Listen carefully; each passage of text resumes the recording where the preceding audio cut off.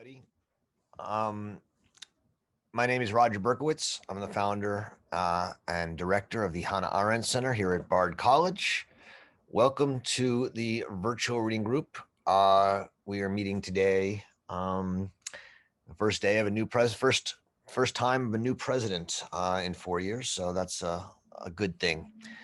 I see in the chat, Ken Winnick is asking about the discussion groups that we've mentioned the last two sessions. These are being administered by one of our members. Very excited, Susan Oberman. Ken, you can go to the virtual reading group webpage on our Hannah Arendt Center website, and right at the top of the page, there's a sign up button for the discussion groups. And I know at least about 15 of you or more have signed up, and I'm excited about that. I think it's going to be a great new feature. So thanks to Susan for that. Susan, do you need to say anything about that? Do you want to say something? I'll put the link in the chat. Okay, she's going to put the link in the chat, and I have to figure out how to get my volume up. There we go. So yeah, Ken, the link will be there, and I encourage you to sign up. There's a reminder for those of you who need it that we will not meet next week, and then on February 5th, we are starting The Human Condition, which will be, a book we've read before, but not for a couple of years, and I think it's going to be exciting with this group, and I'm excited to have the discussion groups going as well. Yeah, I really look forward to reading that with you. I think it's going to be incredibly relevant and exciting period. So, we are today finishing up Hannah Arendt's, edited collection, edited by Jerome Cohn, The Promise of Politics. It's a real. I've really enjoyed reading it with you. I hope you guys have enjoyed it. It's a series of texts and essays from the mid 1950s, including this last manuscript that she never published, which we're reading right now, called Introduction into Politics, right? And we talked, I think, last week about the importance of into, and why that's and why we're moving into a realm, into a political space. So today we're finishing up both the book, The Promise of Politics, and this unpublished manuscript, Introduction into Politics. And I thought it would be good to do a little bit of review of where we are as we head into this last section, which is called, Does Politics Still Have Any Meaning at All? Right? And just a heads up warning, right? So does politics have any meaning at all is going to raise a question we've come across a lot in the last few weeks or months, but also more than that, about what does Arendt mean by politics, right? And is politics this sort of, as someone said, I think last week or the week before, this sort of nostalgic Greek idea that has no relevance to us in some way? I don't think that's the case for Arendt, but we have to, but understanding why goes to the heart of what is, I think, the real question of this essay or this manuscript, Introduction into Politics, which is, what is the meaning of politics, right? We're gonna really have to grapple with that question today. She's going to distinguish the end of politics, the goals of politics, the meaning of politics, and the principles of politics. And we've talked a lot about this. Arendt, in many ways, is a thinker of these kind of rigorous distinctions. She's not an analytic philosopher. She's not someone who, makes these distinctions in an analytical way and there tries to do sort of logical jujitsu with them and come up with, answers to questions of how we should live or what politics is.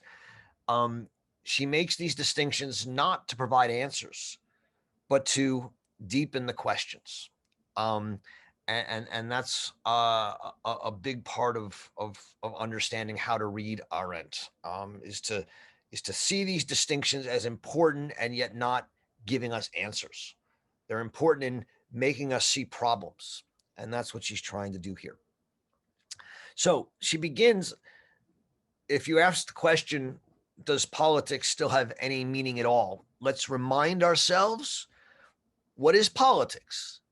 And Arendt answers in the first part of this essay that politics is what is the activity of dealing with the coexistence and association of a plurality of persons, right?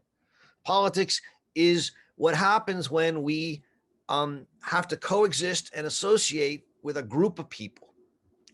And as that, it's a space, it's a world, it creates a world of the in-between where people come together. A large part of this book is about how we have, over time and since infinity back, had a prejudice against politics. Whether it's Plato, who saw politics as dangerous, or us today who see politics as dangerous in a nuclear age or an age of global warming, where we want, we'd rather have a group of experts rule us than, people like Trump and Boris Johnson and Putin and others. There's a real fear of politics and a desire to escape it. But more than that, there's also the fact that we increasingly see politics as a means to an end, right? And insofar as politics is a means to an end, it's a means to an end outside of politics, to a non-political end. So if the purpose of government is to protect the free productivity of the society and the security of the individuals in private life, Arendt says on page 142, then politics is about security and about productivity. It's not about politics. It's not important in itself. And if politics is about life, about keeping people alive, then what we start to realize is that the most dangerous thing for life is politics. And so we want to limit or end politics. The section we read last week, which is really one of the richest, I think, sections in Arendt's work, and I think the conversation we had last week was excellent, is about war. And, Arendt introduces the topic of war saying, well, people talk about war, public opinion, we have to take public opinion seriously. But I think that's a rhetorical slight on her part. The question of war matters because we have inverted the Clausewitzian maxim, right? Clausewitz famously said that war is a continuation of politics by other means. When politics fails, we turn to war. What we are discovering today in the reading today is that war, especially modern war, is so destructive that it no longer can be a means of politics, right? In the Clausewitzian sense. War has become a war of annihilation. And as it begins to overstep the bounds set by politics, it then begins to annihilate politics itself. She writes this on page 159. And this is a key, this is really an essential insight that she has, that insofar as we begin to see war as increasing part of our world, war and revolution, Well, war and revolution, she says, are anti-politics. They are so destructive that they destroy the in-between space that lies between the warring parties. So that modern wars and revolutions, she says on page 191, right at the beginning of the section we read today, are monstrous catastrophes that can transform the world into a desert and the earth into lifeless matter. What does that mean, to transform the world into a desert and the earth into lifeless matter? The earth into lifeless matter, I think, is fairly clear. It's a reference to nuclear war and Hiroshima, which she began the section on war with. But the reference to a desert, she explains only on page 201 in the epilogue. The desert is the worldlessness, the withering away of everything between us, the plurality, the politics, that world where a plurality of people coexist and associate with each other as different men. And so what war risks is the decimation of politics. War is, she says, an anti-politics. And that it is, and war has become not only so prevalent, but even more than its prevalence, the fear of war, our trauma of war, and thus our desire to avoid war, which comes through politics. Politics leads to war, has, she says, shaped the basic political experiences of the 20th century. And so we had to understand this, how war is this anti-politics. And now in this next section, which we're reading today, does politics still have any meaning at all? She starts with this question of war again. And she says that war and revolution are like brute force, and they equate all political action with violence, right? That's, I think, fairly clear. If you go to war or you fight a revolution, you're saying that we are willing to use violence or brute force to achieve our ends, whatever they may be. This violent action, she says, requires tools of violence. Tools are simply a means to an end. By the way, this is very reminiscent of or a premonition of an essay that she'll publish much later on violence, where she talks about violence as a means to an end and through tools. Well, if war and revolution are violent, and violence requires tools, and they seek to achieve ends through violent means, what are ends, right? And here's where she makes the key distinctions that are going to govern this chapter, or this section. Ends are firmly defined. They justify violence and brute force as means to achieve them. So they have to be firmly defined, because if you're going to justify violence and you're going to justify killing, you need clear ends, right? For which to kill people. Thus, she says, and this is the really important move, and this is not so clear. I think you have to do a little work to read this, so I want to make this as clear as I can. Insofar as ends have to be clearly defined, and insofar as ends justify violence, they annihilate the in-between space of the back and forth of politics that's driven by speech rather than violence. So this is the hard part, right? She makes a distinction between ends and goals, and then ends, goals, and meaning, and then ends, goals, and principles. Let's start with ends and goals. Both ends and goals are things outside of politics, right? I seek an end of freedom. It's an example she'll use, a revolutionary end. And I have a goal of freedom. What's the difference? Well, the end of freedom is, as she says, firmly defined.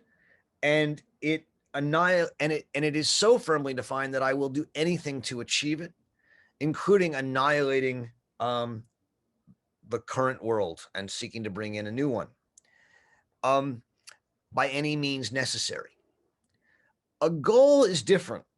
A goal is also outside of politics, but goals are, she says, the guidelines and directives by which we orient ourselves, and which as such are never cast in stone. Thus, they're never firmly defined, but whose concrete realizations are constantly changing because we are dealing with other people who also have goals.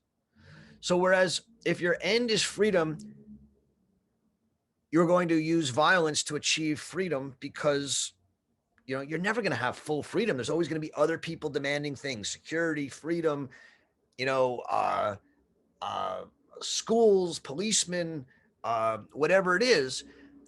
And if your end is absolute, you have to destroy all that. You have to destroy all the others who have other goals or other ideas, other ends.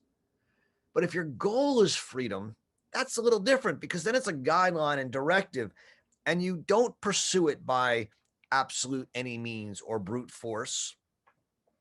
You pursue it through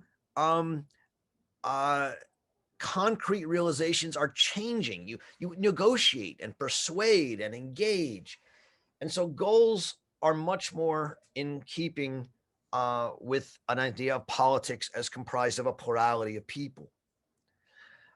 When we pursue goals with brute force, we turn them into ends, right? Because we make them absolute and we destroy the in-between in which goals are moderated and discussed.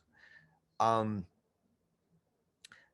uses the example of peace as a goal, right? Peace is a goal that moderates the ends of war, like freedom or something along those lines. So that's one difference between ends and goals. What is meaning? Meaning, she says, is contained in the thing itself, right? So the meaning of politics is not in its ends or goals, but in political activity itself. If politics concerns ends or even goals, then it's not about politics. So what, back to this sort of question that we've asked a number of times. Well, what is politics then? If it's not about freedom or not about healthcare, what is it about? Well, it's about meaning.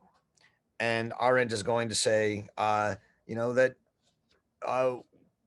we used to have discussions about a group of people coexisting in a place. How should we govern ourselves? Should we have tyrannies or republics? Should we have citizen assemblies? Should we have representatives given by election? That's politics. It's how we should govern ourselves. Included in that is how we should pursue our ends or our goals. But it's this conversation about that. And that is politics and the meaning of politics.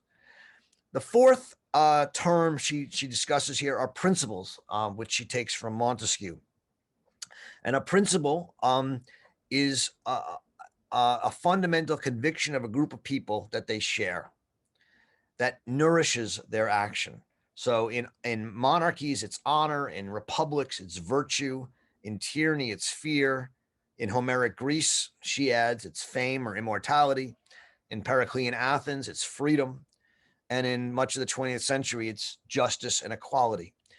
These are principles that nourish us and move us to act, move us to be political, right? Move us to act politically, to have these discussions about how we should organize our collectivity as an association of plural people.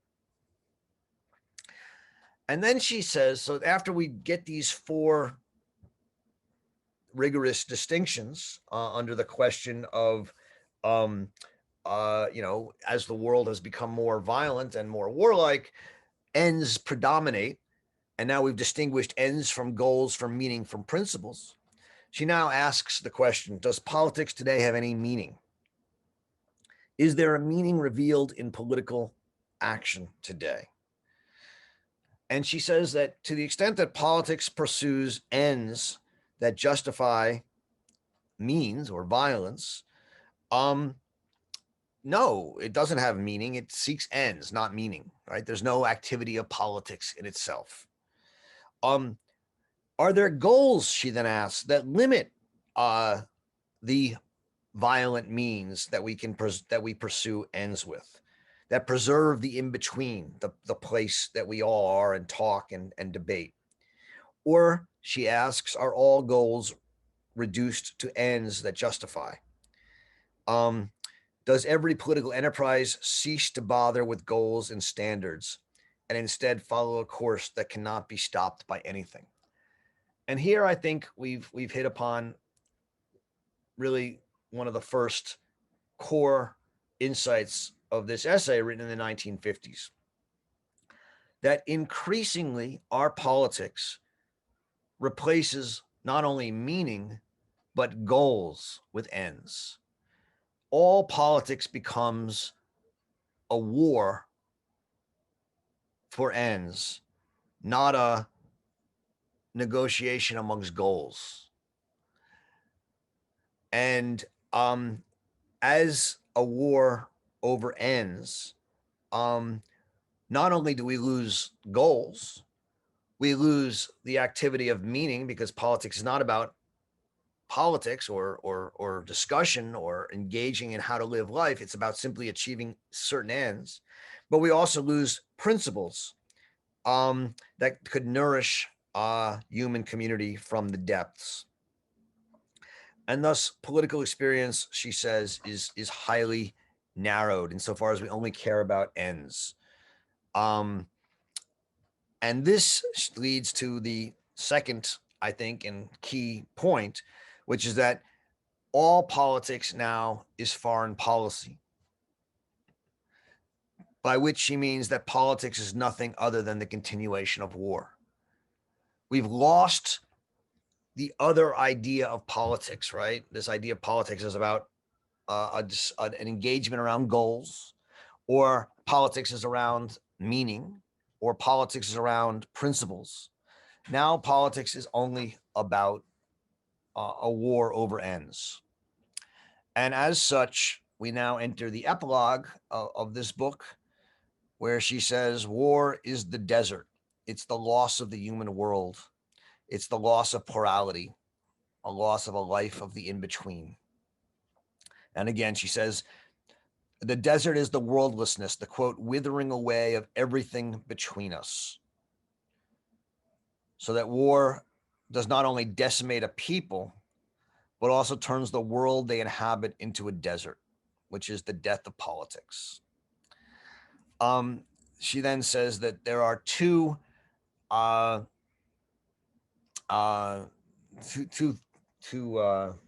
things is a bad word to use here. How should I say it? There are two movements which teach us to be at home in the desert of a world without politics. One is modern psychology, right? Which she calls desert psychology, which teaches us to become inhabitants of the desert and feel at home in it. To the extent that psychology seeks to make people less anxious, less upset, less angstful in the Heideggerian sense, feel where it's an attempt to make us at home in this anti-world, this desert. She sees it as a dehumanizing activity, right? You know, this is part of Arendt's dislike for psychoanalysis or psychology. There's a lot of different reasons she doesn't like it, including that it makes man into a sort of lawful creature instead of a free creature. But here's one, right? And it's something that irritates a lot of Arendt scholars, especially, you know, even one of her students and later great psychoanalyst, Elizabeth Young Bruhl. but it is part of her thinking. And the other is totalitarian movements. I just want to be clear. I mean, I don't think Arendt is comparing psychology to totalitarian movements in that kind of a way. It is a strange page where they're put together as the two great dangers to humanity. But what totalitarian movements do is, with bursts of action and pseudo action, um, make people at home in an anti-political world, a world without freedom. And psychology and totalitarianism, she says, are both designed to make us suffer less. And in doing so, she says, they take away our humanity, our ability to suffer, to condemn, and to judge, and thus the courage to be an active being.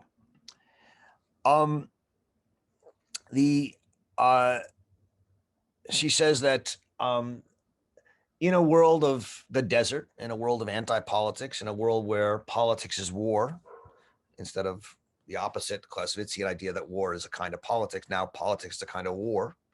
In such a world, we all need oases where we can be free from politics.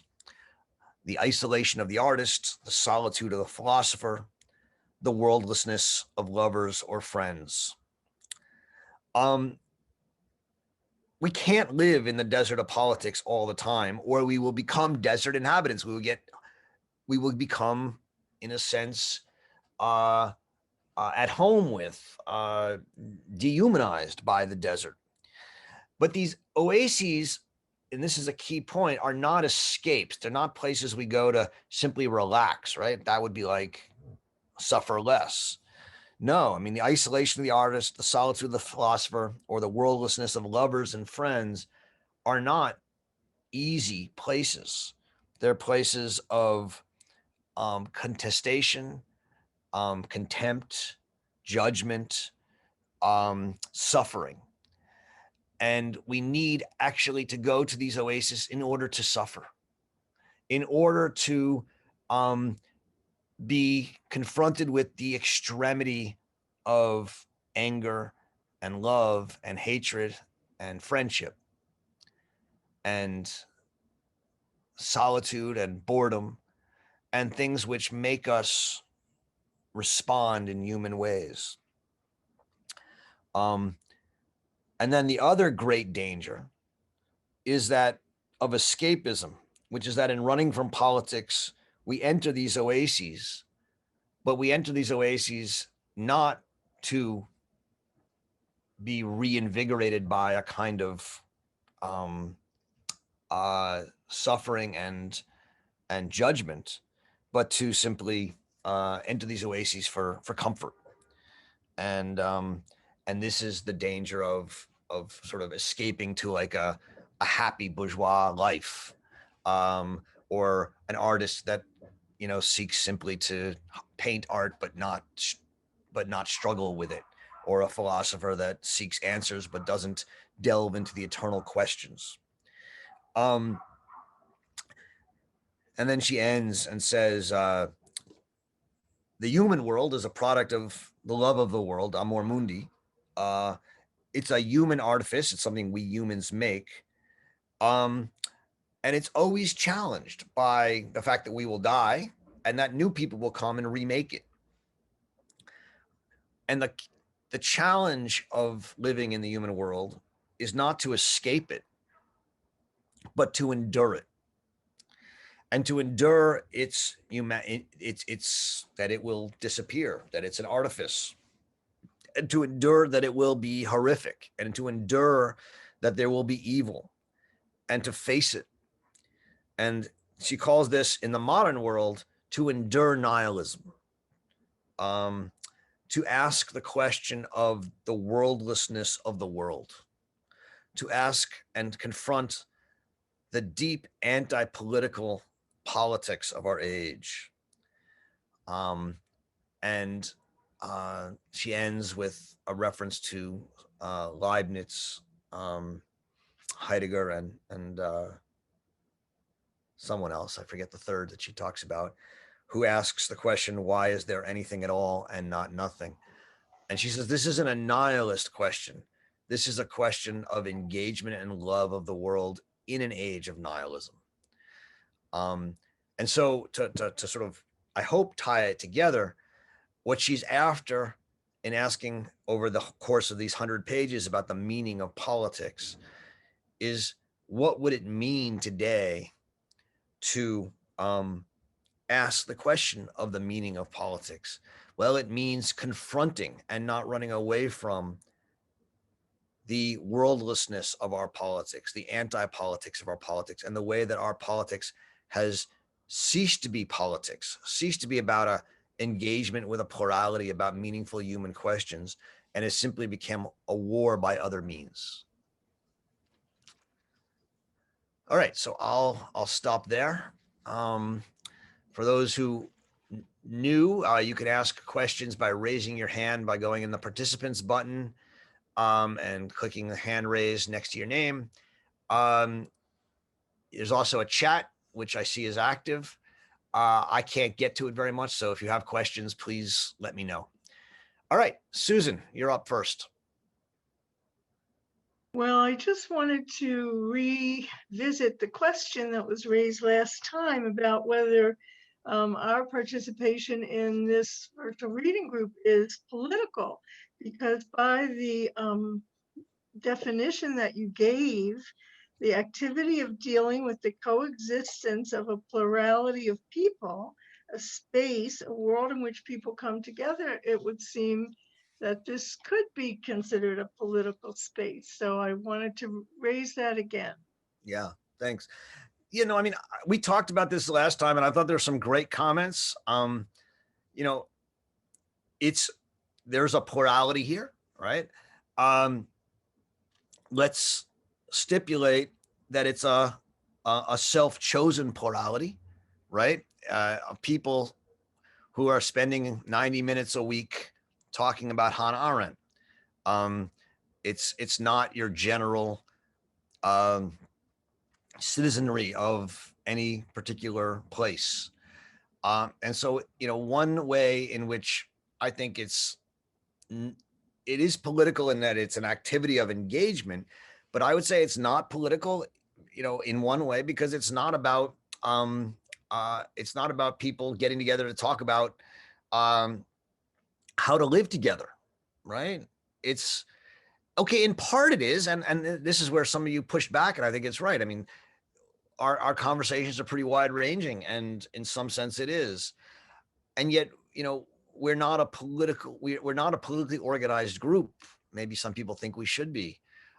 We are, in the end, you know, what are we doing? I mean, it's an excellent question. We are reading Hannah Arendt. Okay, so if that's all we're doing, we're really a social group engaged in a kind of academic exercise. But I think most of us think we're doing a little bit more than that, right?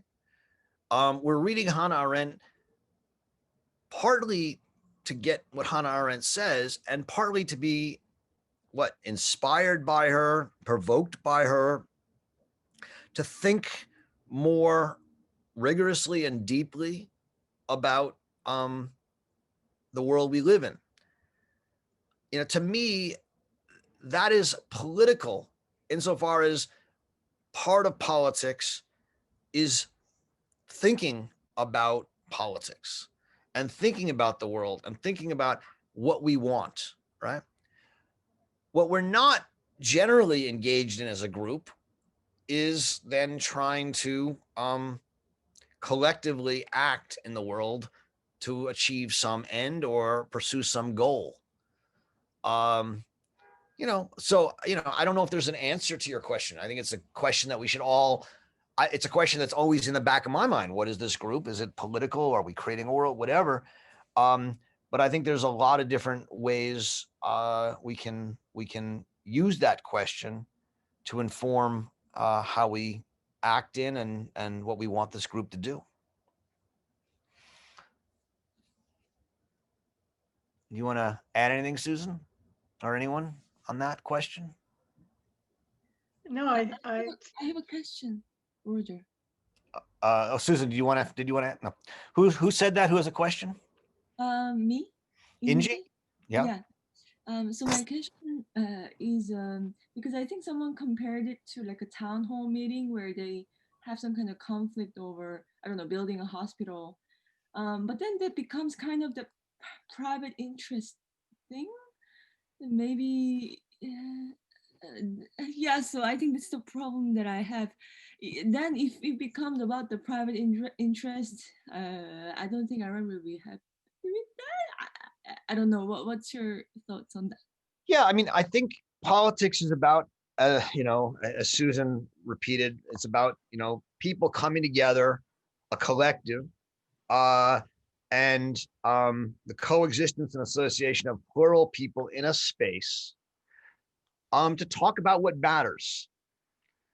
And, what matters? How many schools we have? What are our taxes? What are we, how are we gonna have a health system? How are we gonna vote? How are we gonna choose our representatives? Those are things that matter. Now, Hannah Arendt matters, right? Some of us think. I guess it's still public, but it's not something that normally be considered a political question, Hannah Arendt. I mean, that's sort of where I come down on it, but I think that's where Inji's pushing. Okay. Roger, Tucker, did you have a question? Is that you raising your hand, Susan? Susan Tucker, I have a question. Yeah, go ahead. And then Bill, I see both of you. So could you talk a little bit about her antithesis to psychoanalysis, where it comes from? Okay, I will in a sec. Susan, let me just stick with this question of politics for a second, and then we'll come back to that. Bill, did you want to add into that? I think I understand now why I'm often so belligerent, particularly in measured intellectual conversation, because I don't think the stakes are high enough. And I think that I thought that we were all scared shitless when we saw what happened 2 Wednesdays ago. And I don't know if I was the one, somebody else might have brought it up, that we can't even begin to talk about Hannah Arendt until we talk about what happened there. And I was trying to push it so the temperature in the group would be that people would be angry. People would have, now I know this is a problem for Hannah Arendt. She thinks that we should have less heat and more light. But I wonder, politics happens when a conversation like ours is set on boil and the stakes are really high. I don't know what that means. There is a privilege for us to sit in these well-heated rooms using this technology, and all of us have full bellies. Yeah. What happens, and I'm not sure now, since the big bad wolf has left the White House, which I think was also its own problem, that we thought that we get rid of the orange one and we would be all right again. I don't think we deserve to be all right. I don't think we deserve to be all right. And I did think, I loved the young, Miss Gorman, the young woman who read the poem. I loved it. We're supposed to love it. But there was something at the end of it that gave me a sinking feeling when she said, the courage to see the light in the dark. How often have we heard that formulation? And it was, and I say this with, I don't know, I say it with pablum. I'm glad to see her there. I wish her luck. She's selling a lot of books. It's good to see more brown-skinned people, but I don't think the heat is up high enough for us to answer your question, Roger. Is this group political? Yeah. I don't think there's anything at stake. That's all I will say. Can I, Roger, this is Susan Wright. Can I just, to talk to Bill a minute? Can I? Yeah. Okay. So Bill, here's my question. And I think about this too. I belong to other quote unquote philosophy groups. Yeah. And this question does come up about what are we doing here? Yeah. So my question back to you is, and it's not a rhetorical question because I think there are a lot of people struggling with this, which is what does that raising the heat, what does that look like in a group like this, say, of philosophers? I mean, what does that look like? Is that us yelling and screaming? I mean, what is that? I can't quite get my head around what you're saying, although I Well- don't intuitively disagree with you. No, I understand, Susan, and I'm tempted to do something smart ass. What is it, Max Wallace? That if you don't know what jazz is, don't mess with it. Yeah. Well, you know what I'm trying to say to you, my dear Yeah, sister. I'm saying if you have to do. ask that question, have you ever been threatened? Have you ever been threatened? Yes, And I have you have. ever? Yes, well, you then don't know me. You don't know my background. You don't know No, what I I've know, and marched that's why I'm for. asking. That's why So I'm asking. yes, I You get. know the That's why answer to I'm that, asking Susan. you. I'm getting the That's heat. Susan, and I'm telling you, you know the answer. If you've really been threatened, No, and I you don't know know- the for this group. I don't know the answer. I think you know what it looks like, though, don't you? Not in a group like this. No. Well, I think the group would. I think we'd have to really be in a situation where we'd have to make it. We'd have to make it up, and I don't think that we are. I don't think we have earned yet that horrible precipice that unless we act, we're all going down. But we act in our own individual ways. I'm sure I'm not the only one in this group that has done things with a lot of heat behind it for all types of movements in my lifetime. So I'm not, again, I'm just going back to you're dissatisfied with the heat of the Susan, group. why are you talking to me about it? Oh, because I'm sorry, because you brought, you're the one who No, brought Susan, up this Susan, message. you want to fight, Susan. You want to fight, but you don't know how to fight. No, not in this group. I don't want to No, fight. I think you want to fight with me. No, I don't. Okay, and I'm saying you do. Now we're doing politics. Oh, Now we're okay. talking about the heat. Okay. And it's a dirty game because it has to get kind of personal. And you're afraid I'm going to call you privileged, and that you're afraid of what I'm thinking. And No, I'm not. You don't know anything about me, Bill. So that's very presumptuous. I know that. And I'm I not am sure how this trying is to politics. demonstrate But go ahead. And I'm not sure why you want to talk to me. Maybe Because I'm you a brought bore up who has nothing to because teach you you.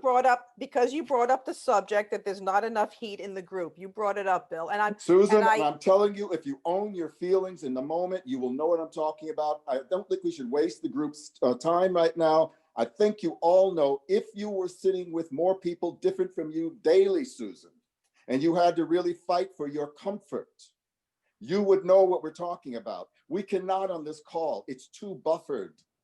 It's not really in the world, which is what we like. Yeah. This is my group is rehearsing right now, and I'm on the phone here doing this. And you know what the piece is called? Curriculum. It is based on a Ugandan, I believe, philosopher was asked by Norwegian students to come to Bergen and say, could you tell us what a young white person in Norway has to know about the world right now to be a productive citizen? What would be the curriculum? And I'm trying to make a work that asks that very question that this group is trying to ask. And what do I have to do as an artist? That's what I do, Susan. I make. And I think it's a respect. All I say, I have to stop because I think I cannot pay for the heat that comes out. I have come close to insulting you. And I did it for a purpose because I wanted you to get angry. And I want people to, I want people to see how, I want people to see how you negotiate. My heartbeat is raised, but I'm not going to have a tantrum here on the call. I'm glad. Enough though. But so I'm not sure what the purpose was, but okay, Bill. Yeah, it's theater, Susan, because the theater is all we have right now to act out what it means to have active engagement in a forum like this. And the theater, how does emotion work in this conversation that we're having every week? Yeah. How does it work? I think that Bill has brought up and illustrated and exemplified a critique of what we do, and he's done it and he's doing it well. Which is, should we be having a light, enlightened, civil conversation at a time when things are burning? All I can say is my answer to that still is yes, right? I think that action matters, heat matters. And I think Susan was saying this too, right? We may go out and do actions and engage in heat, create, make, protest, whatever. But one of the things that Arendt has said over and again, and I take very seriously from her work, is that one of the reasons a lot of these actions fail is that we haven't thought enough about them ahead of time, that we haven't done the thinking work to think about what it is that we're acting for or towards. And while heat and action matter, she says, if you don't think first and come up with a program or an idea or a goal, the revolution will never happen. As she, I mean, that's her words. It won't happen. It won't be successful. And the reason is not because you're not a good actor; it's because you're not a good thinker. And so, what I have taken from Arendt, or one of the many things I've taken from Arendt, is that as much as we want to act and revolutionize, the precursor to that is thinking. And a group like this, to me, is a group about thinking, which, while it sometimes seems abstract and cold, is, I think, a precursor to any effective and thoughtful political action.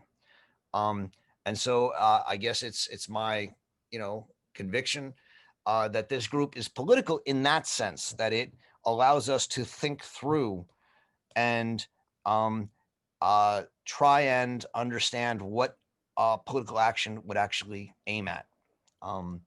And so that's where the group comes from my point of view as the person who helped to start it. But you guys are all part of it, and it goes where you guys take it. And I can only do so much. All right, let's go on. Daphne. I mean, look, I'm happy to come back to these conversations because to me, they're things I think about all the time, and they bother me, and they excite me, and they provoke me. So I love, I just want to give everyone a chance to get through what they want to do, but I'm happy to come back to these questions if that's what's on your mind. So I have a question about the text. So it's very mundane. Okay. But I did want to say in the heat of the moment that maybe some of the people in this group have actually served in a live war, have seen people die, have prevented death from happening by using their own bodies, have stood in front of hostile forces trying to dismantle houses and have been tear gassed. Now, maybe I am now sitting at my desk with this beautiful scene from my window and contemplating the meaning of all that I experienced. That does not mean that I am not emotionally as passionate as maybe someone who has a platform in the performing arts and therefore is used to having a lot of attention, is able to muster and castigate me. So I just want to say that it does anger me. As for the text, the sentence that I was struggling with, thank you, Roger, for explaining page 198, which confused me enormously with the concept of goals and ends and other things. The sentence that I am mostly struggling with after I think I understand the difference between goals and ends is in the middle of page 198, where it says, for the goal of all force is peace, the goal but not the end, since it is by the goal that we must judge all individual uses of force, applying Kant's dictum.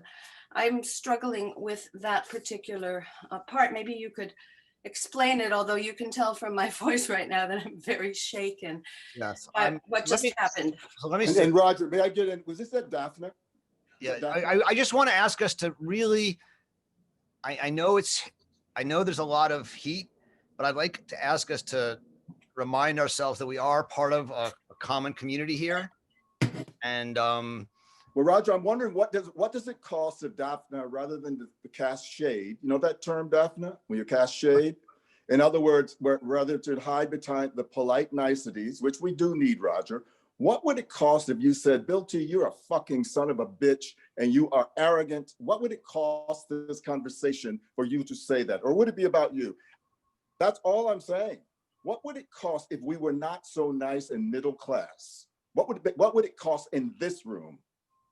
Trust me, Bill, That's all in I'm most saying. forum, I am not considered nice and polite.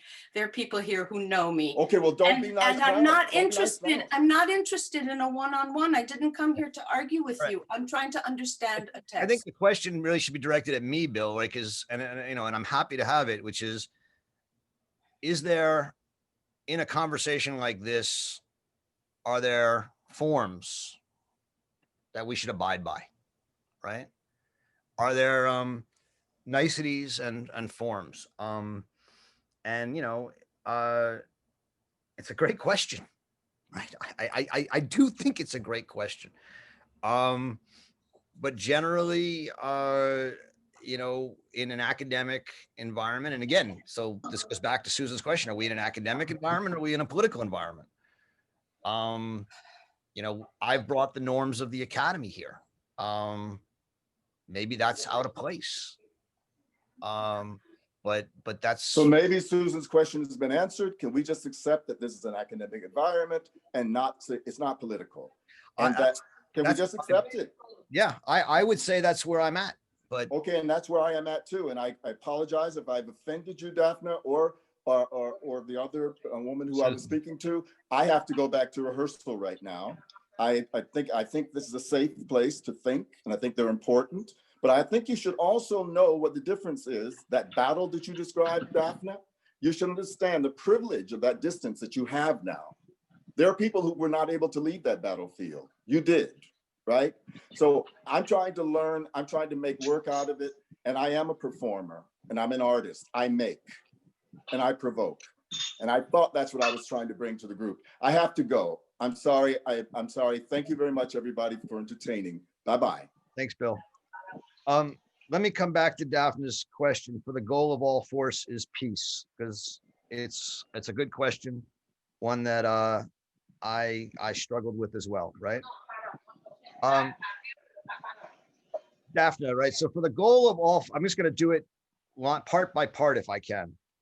For the goal of all force is peace. What that means, if we say we can't say that the end of force is peace, because the end of force has to be something static and you know, firm, and peace is not going to be static. The goal, but not the end, since it is the goal that we must judge all individual uses of force, applying Kant's dictum that nothing should be allowed to happen in war that would make a subsequent peace impossible. If the end of force were peace, then you could do something in war through force that would make a subsequent peace impossible, because you could destroy the world. You could impose a kind of rule that would make it static and quiet, but would not lead to a kind of politics. I take to mean the goal of force is peace, because when you want to create peace, you have to use force in a way that is limited and according to standards and not absolute, and therefore it can't be an end. That's how I take it. I think it makes sense. Does that make sense, Daphne? Or did I lose you? Oh, sorry. Did Daphne? Is she still with us? She's still Can on. you hear me? Can you hear me? Hi, there you are. Yeah. I didn't quite understand that, because Okay. you're saying that peace is not static and is not firm, so it's not an end. Is that what you're saying? I'm saying for the goal of all force is peace, the goal, but not the end.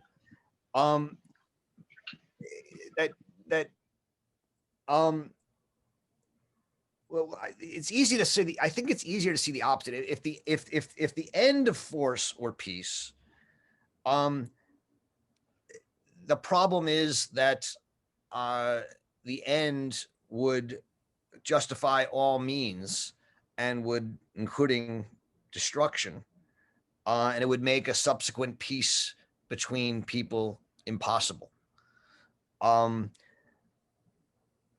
goal of force, right, is to use force in such a way, following the rules of war or the rules of engagement or the rules of politics, in such a way that after the battle is over, people can still live together, right?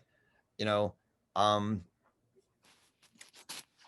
easy to think of this in terms of international affairs and war, right? If you're going to fight, if two countries are going to fight, and the goal is peace, you can't destroy the other country with nuclear weapons, because afterwards there's no way that the two countries can join together. One country will be devastated and it's not there to join together. I think in politics you can see it in another way, right? If your aim is if your aim in politics is let's just pick one, universal health care, and you treat that as an end and you use force to get it, the people who disagree with you, there may be no politics left at the end of it. Whereas if you seek it as a goal and you try and negotiate it, at the end, there'll be a politics left. I take that to be the point that she's making.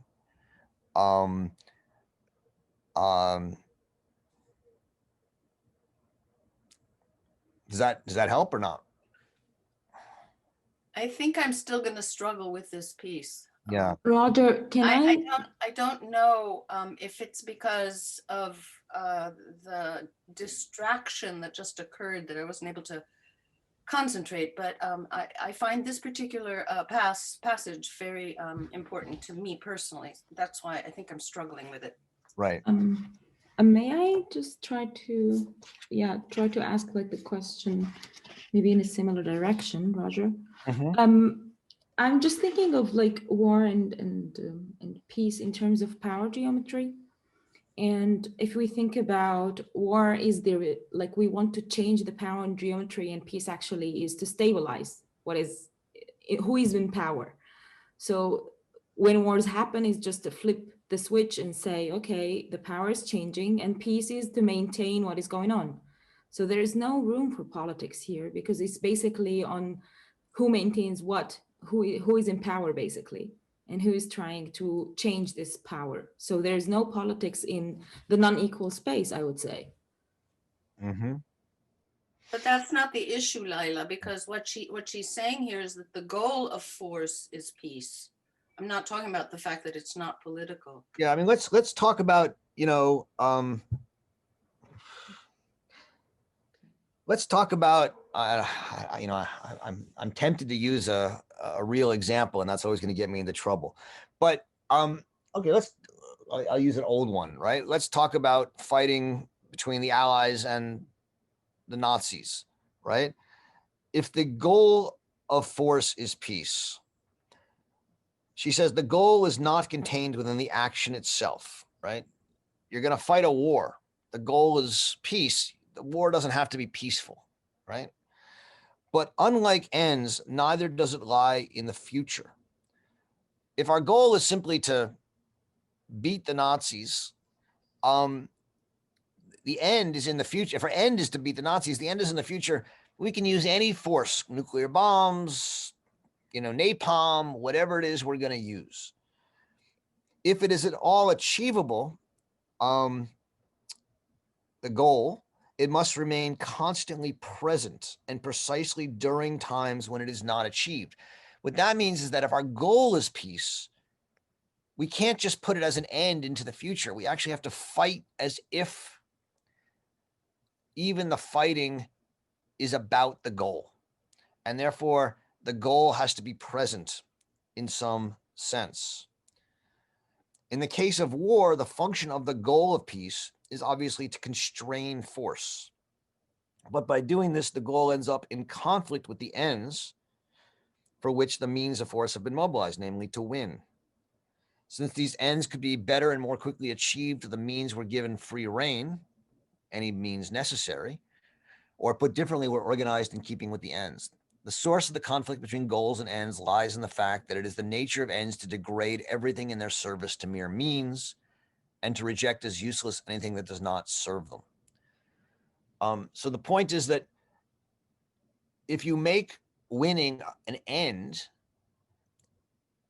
you degrade everything else into simply a means to that end, and there are no limits. But if you make peace a goal, that goal actually mitigates the means that you're willing to use to win and achieve peace in the end.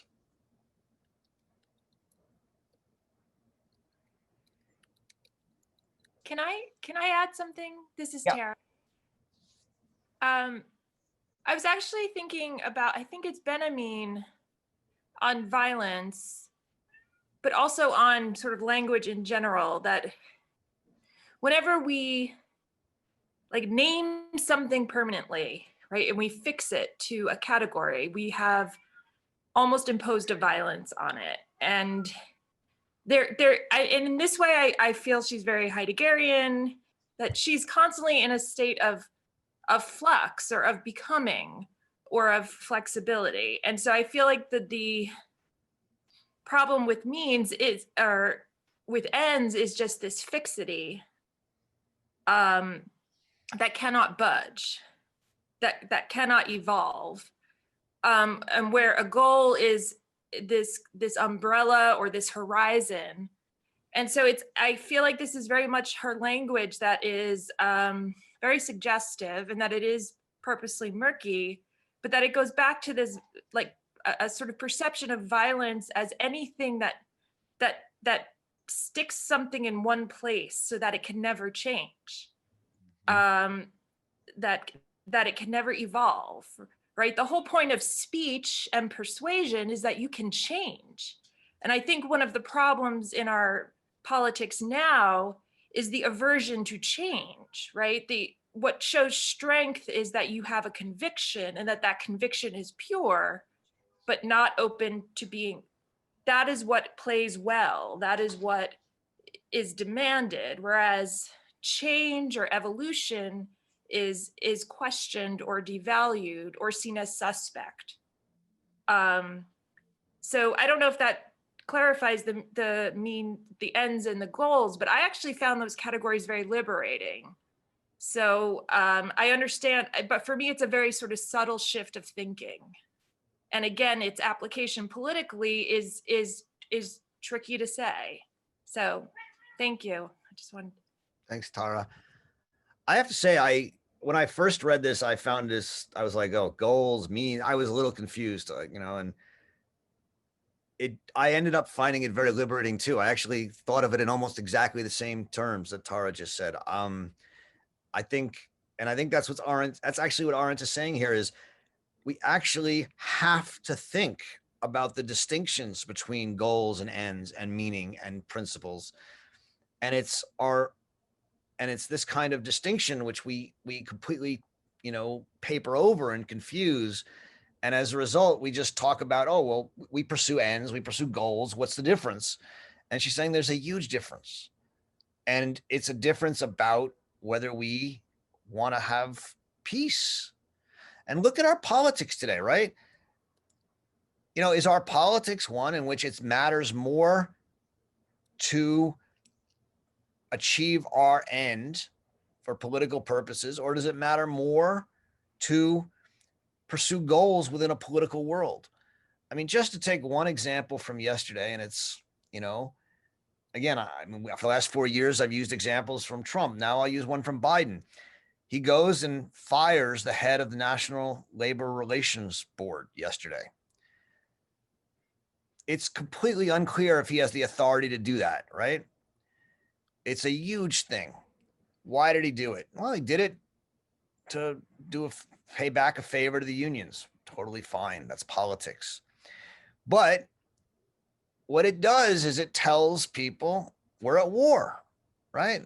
Where it tells people like we're gonna use any means necessary, even if they're not really legal, and that no one's done this since Truman back in the 1940s. It sends a message after a day after unity. No, the politics is still about war and about pursuing ends. Not wrong. It's I think a lot of people on the left say go for it. The unity stuff is bullshit, right? But I think that's the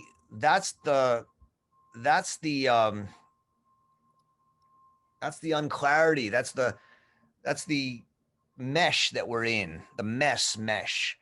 And I think there's a lot of people who think we're at war in politics. Let's make it war. And other people say, no, we have to bring it back away from war. And what Arendt is saying here is face the facts. Politics has become war by other means. Now, I'm not sure what she would say about, what Trump did for 4 years and all these things, or what Biden did. I mean, I think, I don't know what she would say, but I think she said, face the facts. We're at war. And how do we respond to that war? And that's a question in which this group becomes political, because we have to ask a question. How does reading Arendt make us think about this real question of, should we treat politics as a war with ends that we're pursue at any means, or are we still talking about goals and principles and meaning?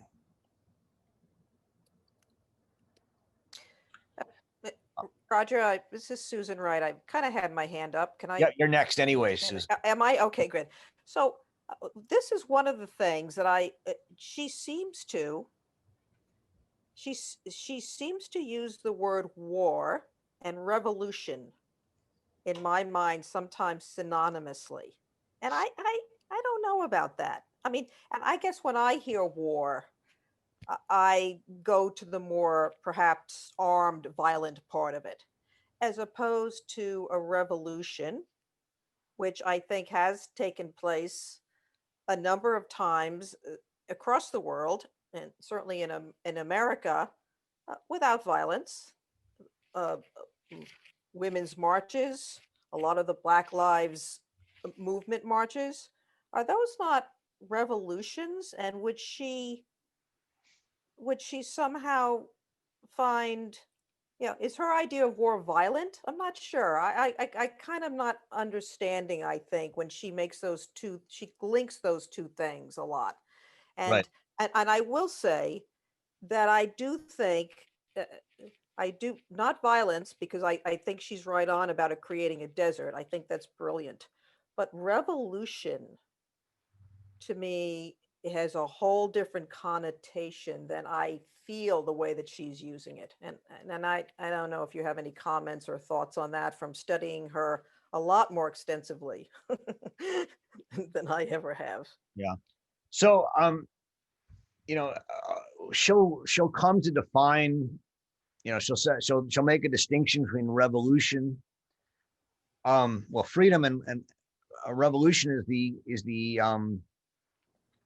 the establishment of freedom. And she distinguishes that from a liberation, which is just cutting off what was there before. But at this point in her writing, I don't think she's yet made that distinction. In her essay on violence, she does say that if we look at history in terms of continuous chronological process, whose progress, moreover, is inevitable. So if we see history as a sort of arc moving inevitably forward, violence in the shape of war and revolution may appear to constitute the only possible interruption. So if you think of history in sort of a Marxist, she's here attacking Marx, right? Marxist historicism. If you think of history as sort of, a line progressing war and revolution would be the only things that could interrupt it, violence. But she says, if this were true, if only the practice of violence would make it possible to interrupt automatic processes in the realm of human affairs, the preachers of violence would have won an important point. It is the function, however, of all action, as distinguished from mere behavior, to interrupt what otherwise would have been proceeded automatically and therefore predictably. So what she's saying here is that political action can interrupt automatic processes. She's defining here war and revolution as particular kinds of political actions that employ violence. Okay. And insofar as they employ violence, as she will say, in an age like ours where violence can be incredibly destructive, right? War and revolution, in war especially, but even revolution now, to the extent that we live in an age in which revolutions are not like they were in 1776 or 1789 or in Haiti. That's right. They can use all sorts of, gases and bombs and things. She says the justifications for revolutions are ratcheted up. They keep going up because if you're going to justify that kind of destruction and violence, you got to have a higher thing. And it leads to you using what she calls ends, not goals.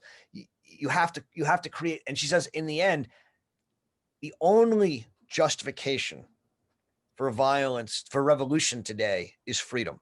You can't justify the incredible destruction of a revolution on anything but freedom.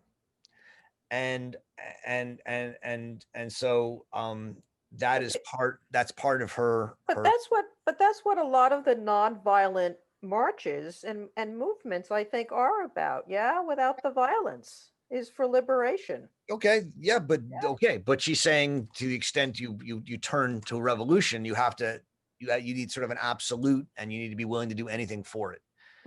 Okay, interesting. You could say, okay, if you want to turn it the other way, if you say that these nonviolent marches are stopping short of violence, yeah, if they really were about free, this is in a way Bill's point with us.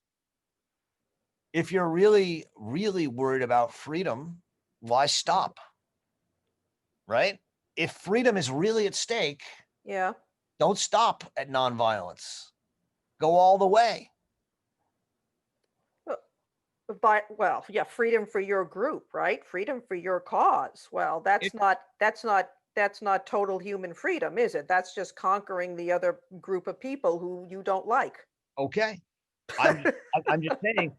Yeah. The extent that that the movement for Black Lives or any other movement stops short of violence, which I support, right? Yeah. It's because our goal is freedom, but freedom's not our end. We still want to be able to have peace. Exactly. Right? You don't want that. You don't want to live in that desert. You don't want to live in that desert. And right. What she's saying is that if you're going to fight for a revolution, you're going to fight to destroy what is, because you think it's non-salvageable. And that's going to, 9 out of 10 times lead to more of a desert, not the rebirth of the new. Yeah. When it does lead to rebirth of the new, it's magical, but those are rare moments. All right. Yeah. Thank you. Yep. Jeff is next. Oh. If you I see Andy, I see your hand up. You're coming up, Andy, but I'm just going to go in order of what I have. Is that all right? Yeah, that's fine. I had a point that was directly related to this one. So if you want to stay on this topic, if you want to move to a different topic, that's fine. Okay. Yeah, if it's directly related, I'll let you. Why don't you come in now then? And is that all right, Jeff? I'll just go right after that. Okay, Andy, go ahead. Thank you. I was just coming back to I think Bernard Williams is a really interesting thinker in relation to this topic, in sort of in how he's quite similar to Arendt, but articulates things in a bit more of an analytic fashion, particularly the sort of going back to Hobbes and what politics is versus war, and we keep talking about the pluralism of a political body, but it also comes with not just it's a pluralism underneath a unity, and something that you have to submit to as part of a political body is to an extent you all have to agree on what legitimate violence is. So if you submit under a state, you are agreeing as a body that you've all agreed that the state is the form of legitimate violence, and anything outside of that's illegitimate violence. Is sort of part of what becoming a political body means. Now, it's interesting in the revolution sense there, in terms of your two different types of revolution that you wanted to bring up, Susan, in terms of a non-violent revolution, in which you are still agreeing what the legitimate source of violence is, or force is, i.e. the state, i.e. you can still be arrested, you can still, the army you're counting as a legitimate body, but you're trying to persuade everyone within your political body to back your cause, and then connect the policy of the force that you agree is legitimate, i.e. the state, to your policy. You're trying to cause a revolution through without changing what is legitimate violence. A violent revolution would overthrow that source of legitimate violence, if that makes sense. So you can get rid of a monarchic system and replace it with a democratic system, but you've not just changed the policies that are being enacted, you've actually changed the source of political legitimacy and connected to that political violence, what legitimate violence can be.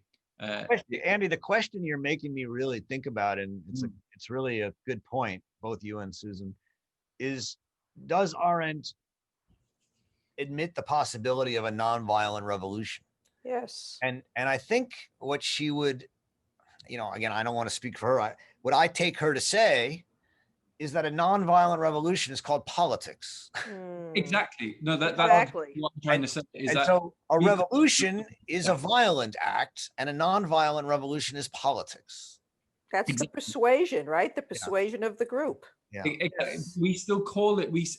This is actually they are not the same thing. The non-violent and the violent revolution are not the same things. A non-violent revolution is just politics. That's exactly it. I mean, it does something fundamental. It changes the policy on which a polity agrees on, but it's not through violent means. Anyway. Great. Thank you. Jeff, you're up. Just prefatory comment. Today's conversation is just a really good illustration of how nice it is when we have a really tight. I didn't like today's reading so much, but it was brief. It was hammered on one thing: the means and ends difference. And I didn't know what the heck I was going to ask, and then I figured it out while you were. I loved your summary, Roger. It just helped. Hannah's so fascinating from sentence to sentence that it's like sometimes you miss, the whole arc of it. And so I thought of an idea, so hopefully that isn't going to unravel as I try and speak it here. But it's basically I'm on Daphne's point, which is that I was like, what these distinctions between goals and ends and the other one, they seem a little overly subtle, especially for the conclusion of a book. And so I wasn't getting it. And I thought, well, let me just see if I can come with the question about means and ends. I did some deep thinking about 5 years ago, and so I was looking into that, and now it's come together. My hypothesis was means arise from interrupted ends, and the world does too. which is very Arendtian, and I hadn't read any Arendt at that time. Basically, so I want to focus on the word interruption.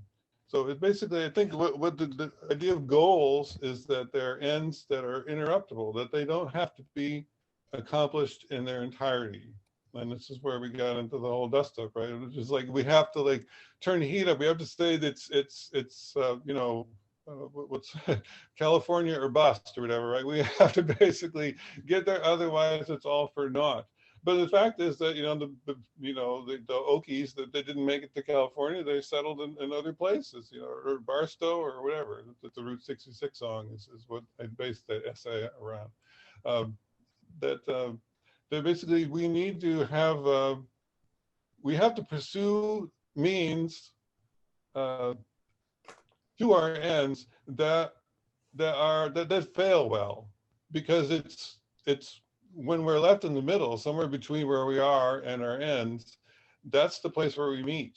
And that is pretty much how I phrased it in an essay. So I was really pleased that all sort of came together. So is there a question here or not? Well, I'm just to say, is this, I guess I'm looking for whether this is a nice philosophical way of pulling it back from just politics and revolutions, which are somewhat non-political, to basically just say that we need to proceed towards our ends in ways that allow us to fail, and then we'll fail together and meet.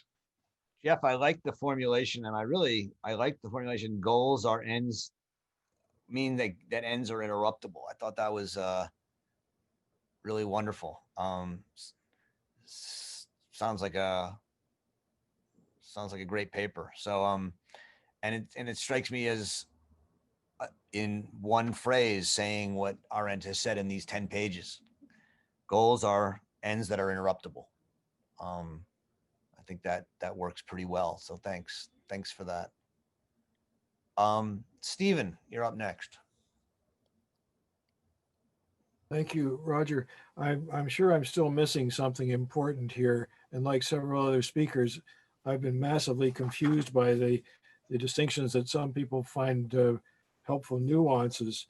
I find it hard to get my head around the notion that goals are guidelines, directives, and standards. I think I know what it is to pursue a goal, but I've never heard of anyone pursuing a guideline. A guideline seems to be something more like the banister, the railing that we've talked about. I wonder if you can clarify anything along that line. I even started to think of Hannah Arendt talking about goals almost as if she's talking about virtues or something, about the process of speaking and engaging and how to do that and how to do it right, but to never get into something as problematic as ends, which seem to be always, the way I read it, almost always verboten. Mm-hmm. So I'm still going to be muddled after this quite helpful discussion. So I'll be ruminating on this, but if you have anything you'd care to say on this, I'd be grateful. Yeah, I mean, I think the easiest is, I thought with the question Daphne raised, right? If peace is a goal, you want to eventually get back to peace, right? You're fighting a war for peace. But it's also a guideline in the sense that if you really want to get back to peace, there's certain limits to what you can do. And it's a standard in the sense that, or a guidepost or whatever, in that, if you drop a nuclear bomb on someone, peace afterwards is going to be a difficult thing. Similarly, if justice is your goal, right? Or equality is your goal, what are the standards or limits? This goes back to the question we just asked about violence, right? In revolution, at what point do we stop? If justice is your end, there may be no points. You're justified, any means necessary. No justice, no peace, right? But if justice is your goal, there are going to be things that you don't do. That's what she calls by guidelines, standards. Does that I think that's, I mean, to me, at least I've made it sense to myself. Whether I make sense to you guys, I don't know, but it's made sense to me. It does, right? It's helpful. I guess I want to know if we ever should be pursuing ends at all, or if we should just be content with goals, and not be trying to ride two horses here. Goals, ends, looking to make sure our ends are qualified and that our goals are not being. I mean, Arendt addresses this, as far as I know, I think in one place, maybe more, but in her essay "Truth and Politics," she takes up the maxim, "Fiat justitia pereat mundus." Let justice be done, even if the world were to die, right, or world were to be destroyed. And she says, no, right? The world is more important than justice. But then she says the one thing that might be worth fighting for absolutely is truth. She says, fiat veritas pereat mundus may be correct. And in fact, the whole essay, Truth and Politics, is an attempt to articulate why truth rather than justice is an absolute need in a political world. Now, what she means by truth is actually very complicated, and I don't want to get into it right now. But I guess I bring up the answer to your question, Stephen, because even justice, she will say, is not something that should be fought as an absolute. And I think she would even say freedom is not to be something to be fought as an absolute. But the one thing she says that in some sense we do have to fight for as an absolute is truth, because truth is what allows us to live in a world that we share with others. Spiros, you're next. Thanks, Roger. Let me go back and catch the thread of your thought once more concerning the critical distinction between ends and goals. You said something about the absolute. And because I'm a political theorist based on the disciplinary field of political philosophy, I know that absolute comes from Plato and then from Hegel. So if ends is about absolute, as you said, then it concerns essentialism, okay? And for me, essentialism concerns vita contemplativa. Then if goals is about speech, as you said, which concerns Aristotle here, or maybe Jaspers. So the critical point here, the critical state is persuasion, okay? It is about plurality. So maybe it is about anti-essentialism, which is the other side. Okay, so my question is how we can treat here the problem, okay, of relativism, and so agnosticism, and finally nihilism, which for some is the gate to go inside the insanity of totalitarianism. So we are here the other way around. This is the first point, Roger. The second point concerns your analysis about escapism, which is very critical for me. You were talking about two types of escapism, but I think there is another one.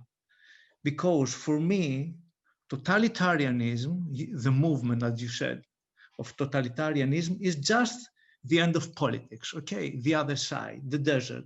So for me and for Arendt, I think we have two types of escapism. The first one concerns psychology, which is this route, okay, towards inside, towards my inner self. Okay, this is psychology. And if I remember well, Roger, Arendt speaks about another one kind of escapism, which is towards outside the earth, outside the world, towards the outer space.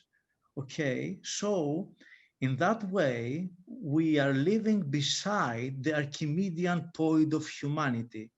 So the question here is, how close is this kind of approach to the Marxist theory or the Marxist notion of alienation? Thanks, Roger. Thanks a lot. Those are two big questions, Spiros. Yes. Philosophical. Yeah, Yes. you know, on the first one, you made you know, you sort of associated ends with absolutism and goals with relativism.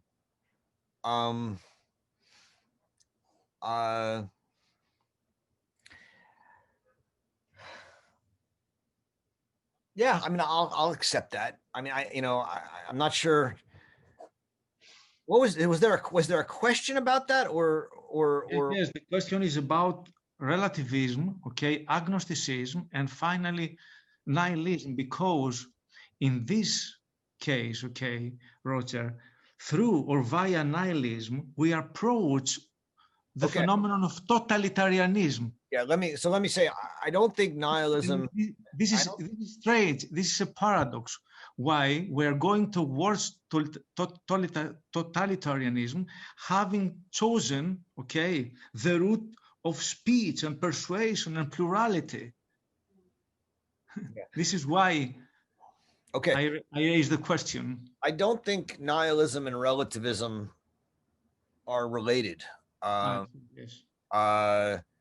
You know, the nihilism as sort of the idea that there are no highest ends, right? And to draw from that therefore nothing, you know, that it's all just a blob, is not the same as saying that all ends are relative to others and develop and exist in an in-between. And so I think there's often a slippage between nihilism and relativism that you know I think is not sorry, Roger. Sorry. Could I say something here? Okay. I raised this question having in my mind, you know, the case of Leo Strauss, who talks about relativism, you know, and historicism, and then about nihilism. And we know very well that Leo Strauss is just the other side of Hannah Arendt. I don't know about that. Yes, but yes, because I mean, Hannah Arendt did not think much of Leo Strauss as a thinker. I see, yes. Yeah, I mean, I think there's a way in which in order to give you an idea about my question, in order to give you an idea. Yeah. And I think there's a lot of people like Strauss who say relativism is nihilism. Yes.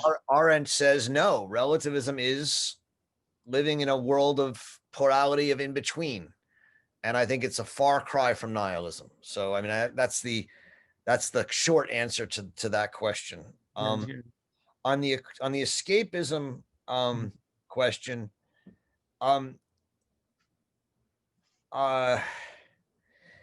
we're obviously gonna talk a lot about alienation when we read The Human Condition, because the human alienation is one of the central themes of the human condition.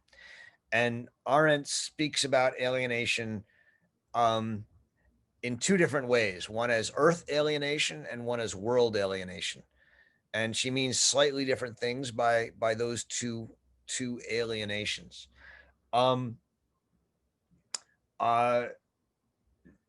Neither of them are exactly what Marx going to mean by alienation, if we mean alienation from the products of our labor.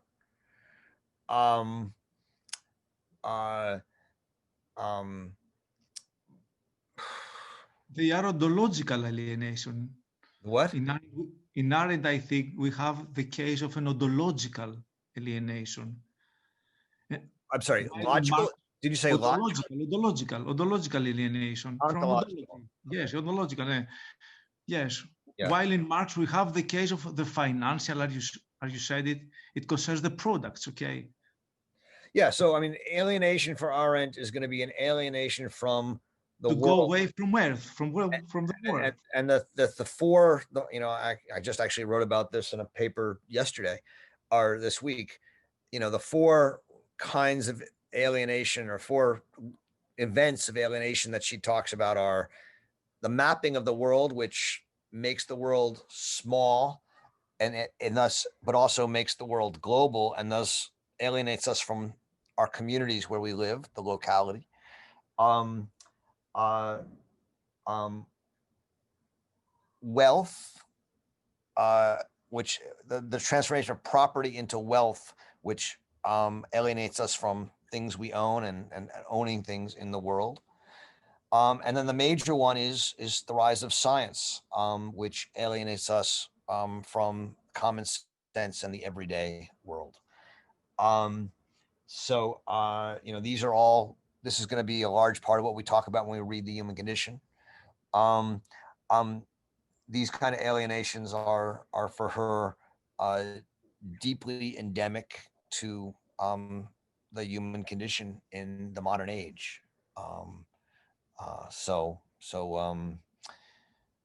Yeah, I'm not sure much else I can say about it right now, but we'll have a lot of time to talk about it over the next few months. Roger, this is Alex. Could I make a point connected with Spiros's question? Yeah, just so you know, we're over time at this point, and there's still a lot of questions left. I know, Alex, you had your hand up anyway, so I'll let you go. If people do need to leave, I thank you, and we'll see you again on February 5th for the human condition. But I'll continue on. I have time today, so Alex, go ahead. Thanks, Roger. I'll make it quick. I like this question about nihilism, and I guess the way I was reading it is that nihilism can in some ways be related to this concept of the desert that Arendt is talking about. And it seems to me, you know, politics is in a way her answer to nihilism. You know, my question really is about this notion of meaning that I don't think we've quite discussed today very much. And I'm just wondering how she understands meaning. And so in the past, you've mentioned there's something spatial for her in politics, and there's also something about appearing together. And it seems to me like meaning would relate to those things. And is there anything else maybe that kind of brings it all together? And what is meaning for her? Alex, that's okay. You've asked like the $1 trillion questions. Yeah, no, it's great. It's just, you know, one you put it where you said, is politics an answer for nihilism? And I have, you know, the answer is yes and no, because in fact, nihilism is the death of politics. And so to some degree, to say politics is the answer to nihilism is a kind of refusal to face up to nihilism, which is exactly what she says we need to do. You're right. Politics is an answer to nihilism, but we have to take seriously the loss of politics. That's what that's part of what she's asking for here. And that's why these few pages on oases are so tantalizing and scary, right? Because what is she saying? If I get it, right? What she's saying is you can't just go back to politics in a world of nihilism. There's going to be a process. And the first process is we need to reestablish depth and meaning and principles. We've lost them. Saying go back to politics is just going to be war, because that's what politics is. You need to start over. And to some degree, starting over means, you know, well, the Greeks had immortality, and the other Greeks had freedom, and then the monarchies had honor, and republics had virtue. All those are dead. We don't have those principles anymore. We need new principles, and new principles are going to come from thinking, and new principles are going to come from the solitude of philosophers, the isolation of artists, and the love of lovers and friends of friends. And in these processes, you're going to find artists who create works that make principles. And you're going to find philosophers that think thoughts, and poets that say thoughts, that reimagine principles and meanings that will allow politics not as about war and ends, but about principles and meaning to reemerge. If you take her that way, it's a much longer process, right? It means accepting the fact that we're in a phase of the world, which happens over time, many times, in which things need to be refounded. And they're not going to be refounded just by, saying we're all going to go do politics, because politics is dead. There are outbursts of it here and there. And this is sort of, to come back to the discussion that we started with Susan and Bill and others, and both Susans and Bill and others. Are we doing politics here? Yes, but part of, what I called academic, and I cringed when I said that because I don't think of it as academic. What I think of what we're doing is the work of thinking that could at some point, probably generations from now when I'm dead and Arendt has been dead, someone in this ferment of thinking that she unleashed and others have unleashed will Roger, in come up late with some work. In late Arendt, this has a name, the life of the mind. Well, it does. I don't think this has the name, the life of the mind, although it's part of it. Which is the cooperation of vita contemplativa and vita activa. It's thinking, and thinking matters. With action together. Yeah. This is the life of the mind. Yeah. Thinking matters. And in the end, she says, if you really want to create a revolution, the first step is thinking. And the problem is political action. Yeah. All right. Okay. Jennifer, you're next. Perfect timing for me, because this is what I wanted to talk about, the epilogue, which I really spoke to me. Okay, the desert, the oases, all of this made a lot of sense, because being in local government that's nonpartisan, what I've learned is that I engage in politics because we're building something between us that I experience a lot. Now I have the words for it. I didn't have the words before this group, but I can feel that when I'm talking with people who can be very different from me politically, we're building something together that I could easily say is trust. But I think there's more there than trust. There's something, it's almost like a weird kind of a web of understanding that is built up as we exercise it. And if politics doesn't happen, we're not exercising that, and we create a desert. And from that desert, people like Trump emerge, whose goal is to win and nothing else. And it becomes very finite. And so what's built up in these local politics, because local politics is nonpartisan for the most part. Mm-hmm. And I do find that politics, they're constantly trying to jam in there and say, no, you got to do this, you got to do this. But we're speaking with people about something that's different than partisan politics. You're speaking about something that is being built up over time, that's like foliage in a forest, or, trees in a forest, so that when a totalitarian comes along, they get blocked by those trees. They're blocked by something. But when those trees are felled and nothing exists, that totalitarian can sweep through. Yeah. And it's harder to stop them.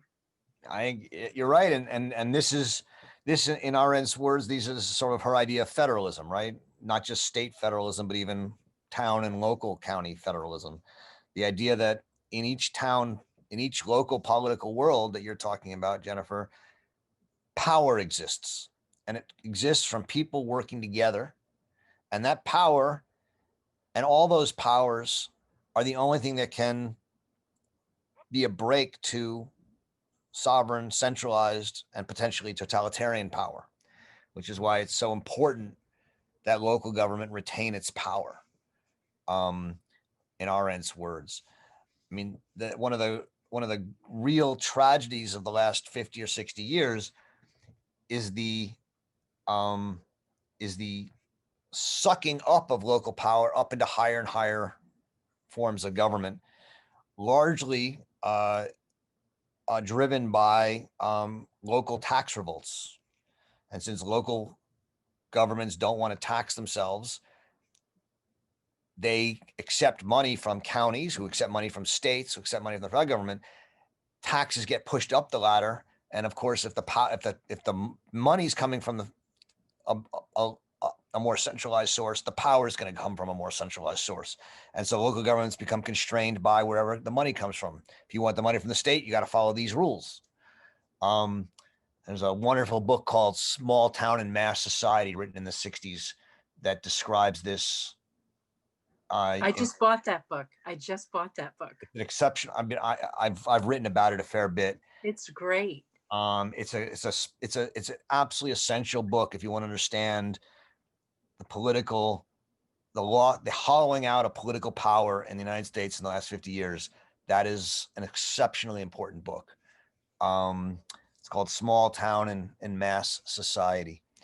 And so I take what you're saying deeply seriously, and as a local political figure, it's a great book to read. Andy, I take it you've already spoken, is that right? Or not? Andy Russell, you're next. Have you spoken already, or is that a different Andy? No, yeah, I can leave my point. That's fine. Okay, John CERN.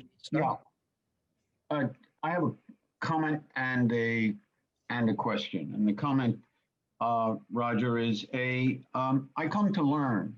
That's why I'm in this group.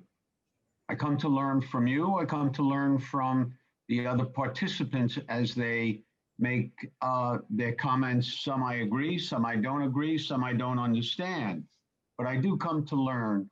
I don't come to be politicized. If I want to do that, I have plenty of opportunities in my life to do so.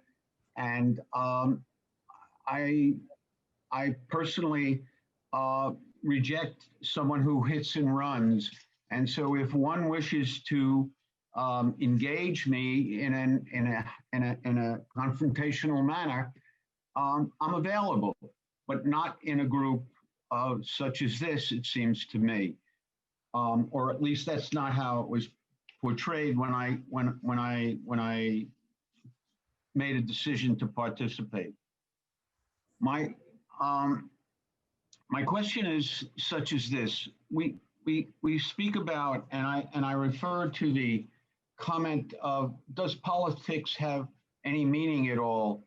And it seems to me it's being portrayed from a negative point of view, that there's an equation that life tends to has evolved. And if we look on politics solely in the reference of what it was in Greek times, and then look on the other side of the equation to see how the world has evolved, it seems that what we're doing is keeping one side of the equation static and the other part is dynamic. And that doesn't, I'm not sure I don't agree with that. And there's no sense of evolution. So I ask myself, why isn't politics have a great deal of meaning? And if life is, that is, for us, is plurality and participating, it seems to me, why would not come to the conclusion politics is more valuable than ever before? And that's that the survival of the species, notwithstanding that we have the means to destroy it, or technologically now to decimate one side, it it only for me seems to enhance the value of politics because it is a pluralistic world. And I would like your thoughts on that. Yeah. Thanks, John. And thanks for your comments. I, as I think you know, generally agree. You know, and I'm hesitant to call what we do politics. So I still think of it as an intellectual exercise in trying to think about the world. On the other question, about why isn't politics the most important thing that we need to bring back?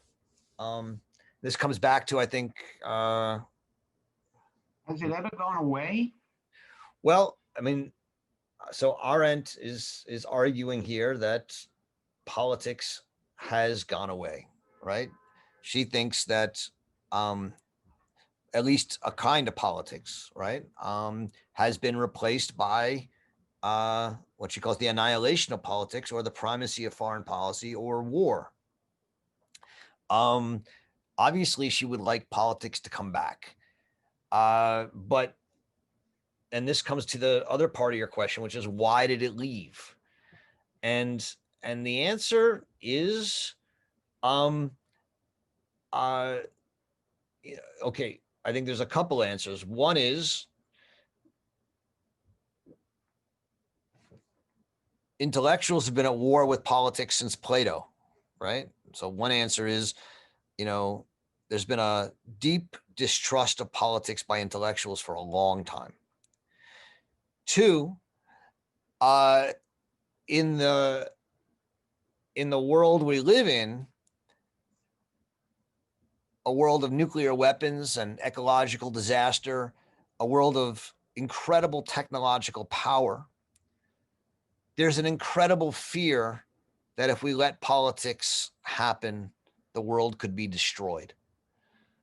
And so we are scared of politics, and thus open to technocratic or other limitations on political, bureaucratic limitations on political power.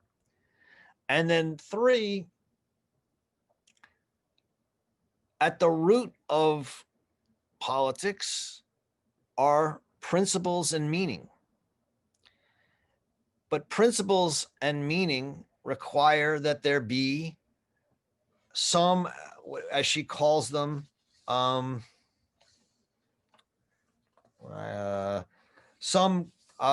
common, what is some common, yes, a fundamental conviction of a group of people that they share. There have to be, you know, a conviction that people share. And what nihilism is, as the as the overturning of all highest values, is the overturning of all highest convictions. And what nihilism means practically in society is that there are no fundamental convictions that people share. And so if you don't have fundamental convictions, it's very hard to have a principled politics. You know, so much, you know, what you saw 3 days ago, or 2 days, Wednesday, 2 days ago in Washington, was an attempt by, you know, Biden and others to articulate fundamental convictions, right? Democracy, truth, unity, right? And it was very beautiful. It was, you know, for a lot of people. It was an attempt to say, after 4 years, we want to reaffirm some fundamental convictions. The problem is, I don't think those fundamental convictions exist. I don't think they're there. And I think that's what Arendt is telling us, is that they've been lost. And that part of that, and you're not going to recreate them until you first admit that they're gone. And that's the deeper problem. Roger, may I ask something in connection with this? Yeah, I don't know who's speaking. Go ahead. And Stina, I have my hand up in the chat for a while now. Hi. Hi.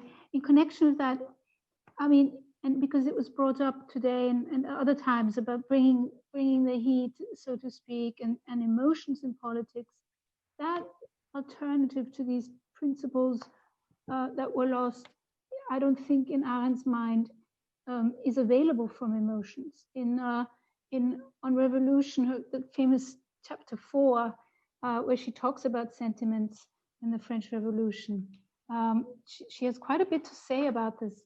Among other things, is that, you know, in France, the poison misery and the pity that it inspired became so boundless that it unleashed the reign of terror.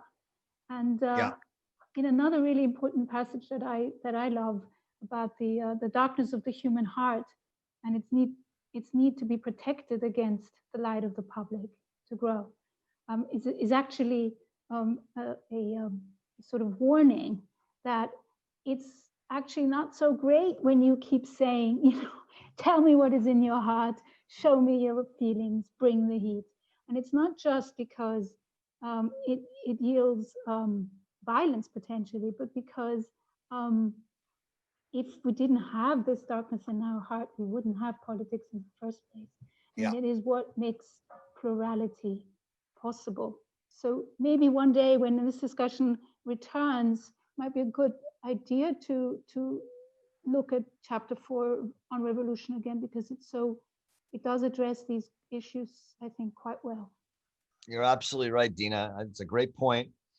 And that part about the importance of the dark heart and the importance of hypocrisy is some of my favorite pages of Arendt. And I thank you for pointing that out. Yeah, and so when it keeps bringing up, show me your hypocrisy or show me this or that, I mean, maybe we can, what that demand is actually about, rather than to sort of think that, you know, I mean, it might be positive, but it might also not be. And I think maybe we can problematize the question as well, especially if we're going to continue hearing it.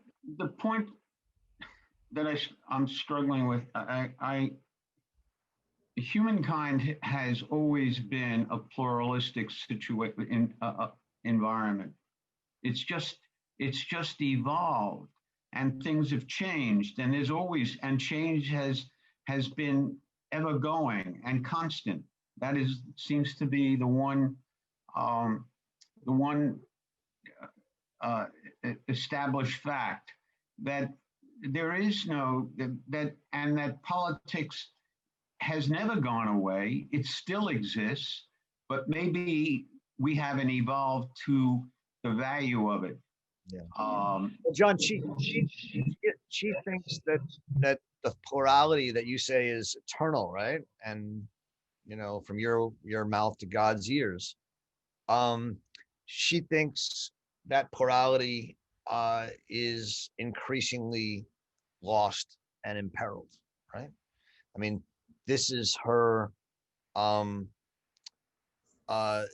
dual thesis of both social and political totalitarianism, right? The rise of the social is the rise of one man. The idea that that there are increasing demands and normalizations such that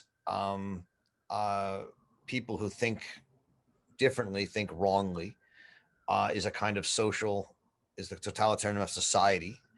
And the political totalitarianism, where people who where free thinking is simply not only in public but in private is punished and rooted out.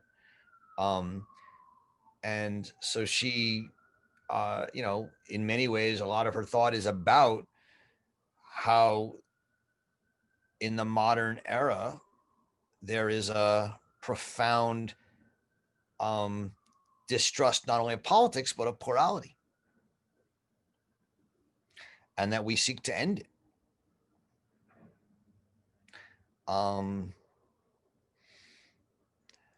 You know, that's a big part of her work. And she's literally saying that we're ending it by making politics a means end. Yeah. That's what she's saying. Definitely. That's right. And I mean, in other words, isn't that saying if we keep putting shoulds are ends as well? Say that again, and it should? Should, you know, whether it be from the, you know, the left, social justice, or in the right, the rights of the unborn, or whatever. I mean, I wonder if it's not a way to reformulate a means end politics. When you render politics into a should. Yeah, I mean, I think that's right. I mean, for Arendt, politics is about what Jennifer was saying: local, you know, nonpartisan. You know, you have to engage, and you have to compromise, and you have to persuade, and that's going to always be easier in smaller groups than it is in larger groups. But democracies. What? But that also means that we don't come anywhere close to doing politics, and that aspiration itself is just another formulation of a politics that has to have an end. So, you know. No, you're right. All right, Nick, you get the last word. Oh no. Yeah, you did. Oh yes. So well, this was a hard reading because of all the nuances of goals versus ends and so forth. But I thought on page 194, I read that and reread that again, and I thought that helped quite a bit, because the answer to is politics still alive or has meaning is dependent on her notion of goals versus ends. This is my interpretation. And politics is dead when it is a politics of ends versus a politics of goals. The difference is the goal is a guideline or an orientation. And what she says in page 194 is a goal is also somewhat intangible versus an end, which is very concrete. And one thing about ends is once you hit the end, once you've achieved that, then that is the end of politics. There's no more reason for the politics, and politics ends.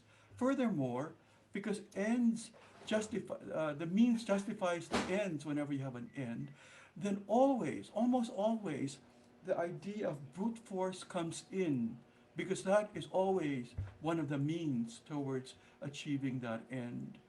Whereas in a goal, that goal being intangible, completion of action doesn't end that goal. It's still alive, and politics can go on and can live on. And therefore, this page 194, I would suggest, if you're still confused about goals and ends and where she's coming from, rereading this a couple of times gives some insight. It helped me.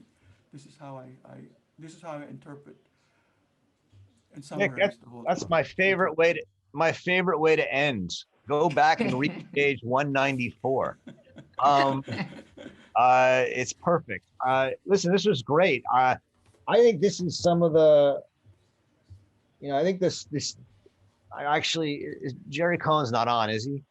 I had a talk with him this week. You know, he edited this book, and he told me that he thought that the section on war, which we read last week, was one of his favorite passages in all of Arendt's, which I thought was interesting.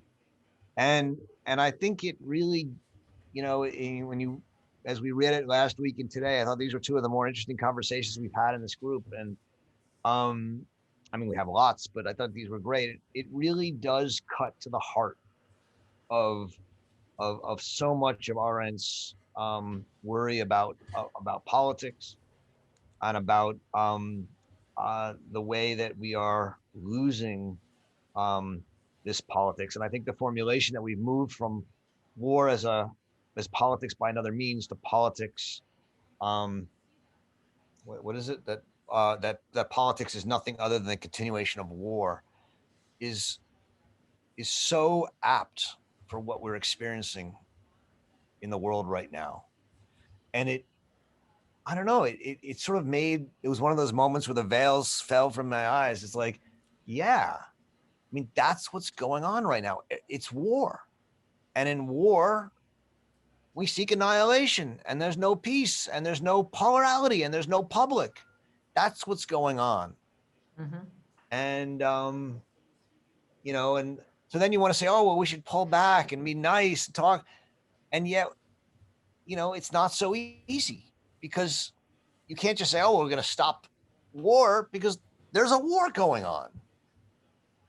And, you know, so do you give in then and say, let the people who think it's war win and, you know, just have a war?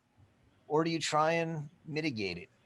You know, this is, to me, you know, it's actually from when I was a grad student. This was a question that struck me. If you really believe that we live in a nihilist age, do you push back and resist nihilism, or do you embrace nihilism? And, you know, Heidegger's answer is embrace it, because the only way to get rid of it is to go through it. You can't push back against it. The more you push back against it, the longer you preserve it. Which is a scary thought, right? Because who wants to let nihilism reign, or who wants to let war reign? But I think those are the kind of questions that this reading raises, at least for me. I'll stop there. We went way over, but it was fun. It was You have a fun. week off, enjoy it, but use it as maybe a time to start reading The Human Condition.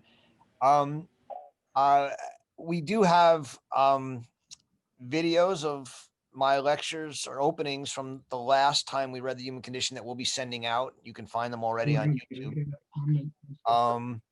And if that helps you, you can watch them in advance. But we'll, in all the emails that we send out, we'll include the video for the chapters that we're going to be reading this time.